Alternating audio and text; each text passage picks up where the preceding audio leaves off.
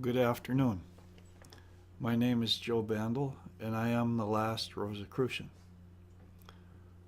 Today we're going to talk about fear, and we're going to talk about other things. When I was a child, the world was an exciting place full of mystery and adventure. I loved learning new things. I loved discovering hidden secrets and pretending that I was a grown up. I think we all did. I loved playing make believe, and most important, I was not afraid. Sure, I was always getting into things that I was not supposed to be getting into. There were many times when I was punished, and just as many times when I got away with something that I shouldn't have. Sometimes I think that the job of children is to find out what they can get away with and what they can't. But I did fear getting caught, and I did fear being punished. I couldn't help it. My parents were bigger and stronger than I was, and getting punished hurt. But most of the time, they didn't even know what I was getting into. But I still remember the time when my will was so strong and I was so determined that I didn't care if I was punished. I was going to do it anyway. That was the day that I became bigger than the stick. Before that, the stick was always bigger than I was. I think all of us can relate to this story one way or another. The day when we became bigger than the threat of punishment against us. From that moment onward, we became free, at least until we became adults. And then some of us once more became like children again, afraid of the stick. But back then, as children, we understood that our will was stronger than our fear, and that we had outgrown the stick. We didn't really think about it. It was an emotional thing that we felt, but it was powerful. For the first time, the threat of punishment held no power over us. What was it that changed inside of us? It was our mind and our thinking. For the first time, we became aware.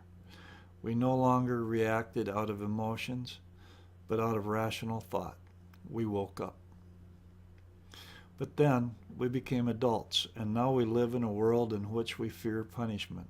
Fear has become part of daily life, and we fear the stick. So we no longer do our own will. We do what others demand of us, work at jobs that are not fulfilling, live in social situations that are degrading. We don't stand up for ourselves anymore. Now, what's that all about? What's going on with us here?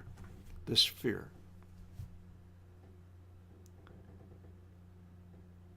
Fearing the stick. Now, and that point when things just become so wrong that we don't care anymore. Now, this happened to me recently. I've been really laid back on a lot of things. There's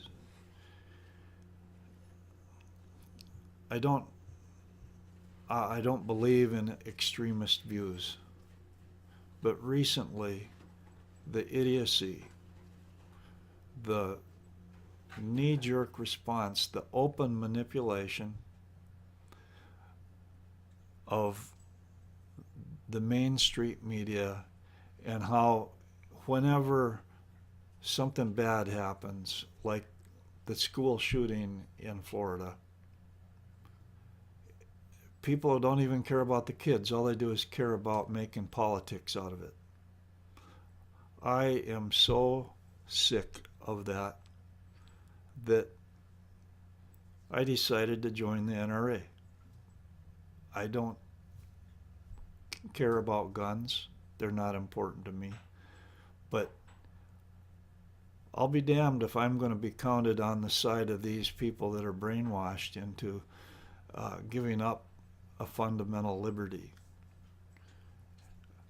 this is working against people, and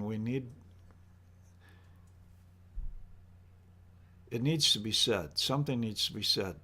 The more that the people who understand natural consequence, the people who are self-disciplined, do not need external discipline. And they will refuse it. They're going to grow up. They're bigger than the stick. Now, I think of that as so obvious, but for so many people it isn't obvious at all. They think, hey, by threatening, by that, people actually believe that they can take guns away from Americans when it's a right. Now, I have never spoken about gun control. I've never spoken about guns because they don't matter to me. It's in your heart. It's in your mind.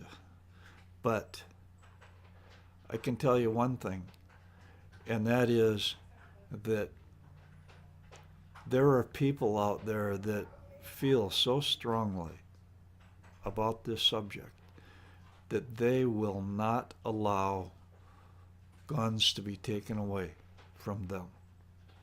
They will not allow it. Every time one of these incidents happens, that's an incident that's either provoked in some way or it happens because of mental illness, mental or emotional illness, there are people that try to milk it. They try to milk it to make so that people take guns away. And it is so obvious, and it is so transparent, and it doesn't work. Now, I started out this video about talking about when I was a child, and that point where I no longer feared the consequences. I no longer feared the punishment. I was going to go ahead and do what was right. And this has caused me to go out of my way to join the NRA, something that I never, ever considered doing in my entire life. And there are a lot of people like me that are being forced, almost forced. When how would I say this?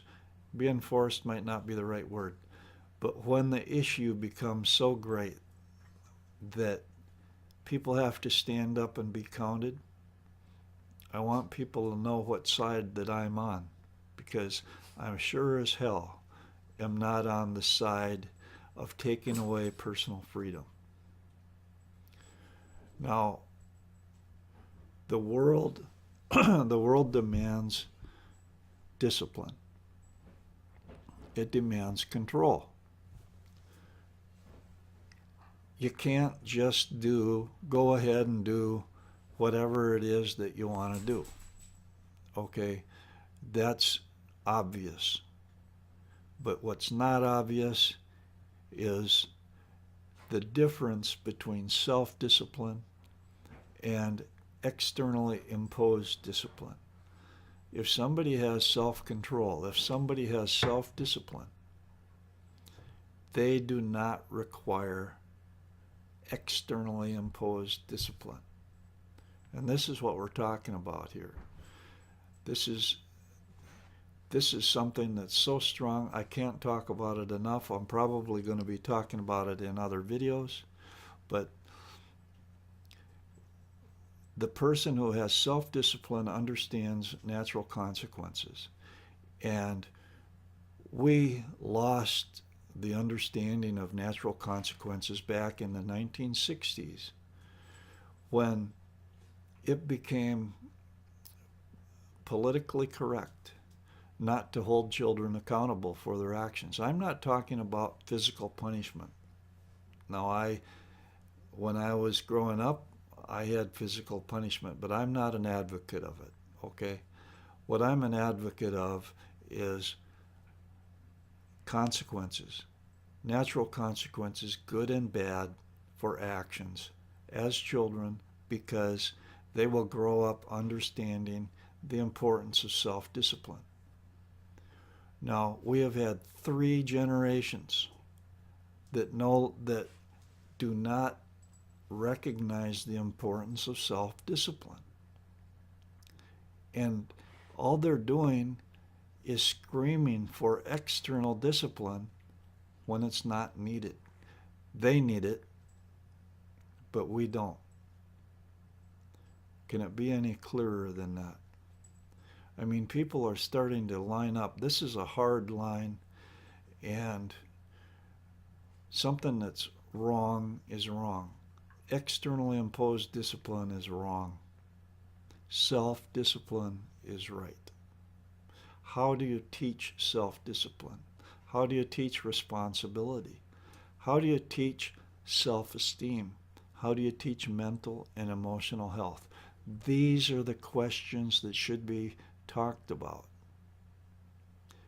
It's not how external authority can take away individual rights and individual liberties.